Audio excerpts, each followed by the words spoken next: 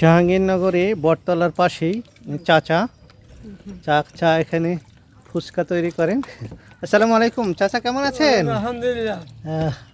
আপনাকে দেখে আমার খুব ভালো লাগছে। আসলে আপনি এখন এই বয়সে তো ব্যবসা করার সময় নাই, তবুও ব্যবসা করে। আপনার ছেলে মেয়ে আছে না? না, আমার ছেলে নেই, শুধু একটা মেয়ে। মেয়ে বিয়ে দিয়ে দিছি। জি জি। আর আমরা দুজনে ঘরে বেড়ে দুজনেই। ওহো। হ্যাঁ, টুকটাক কিটা করে আল্লাহ ভালোই চালা ইনশাল্লাহ। কিন্তু কাজ করার মতন যে শক্তি শক্তি সামর্থ্য। সামর্থ্য নাই। জি জি জি। এই জন্য কোনো রকম আল্লাহ আমাদের আলহামদুলিল্লাহ ভালো। আসলে খুবই ভালো লাগলো যে আপনি এ বয়সেও জি। নিজে একটা কর্ম করে জি জি সংসার চালাচ্ছেন। আসলে চাচার কোনো ছেলে নেই, একটা মেয়ে বিয়ে দিয়ে দিয়েছেন। উনি জি। জাহাঙ্গীরনগরে এই বটতলার পাশে, জি। এটা লেকের পাশে এই ফুচকার দোকানটা করেন। হ্যাঁ, আমি আমি আসলাম বেরিয়ে যে চাচার কাছ থেকে ফুচকা খাবো। দেন চাচা ফুচকা বানান। হ্যাঁ আচ্ছা, আমাদের।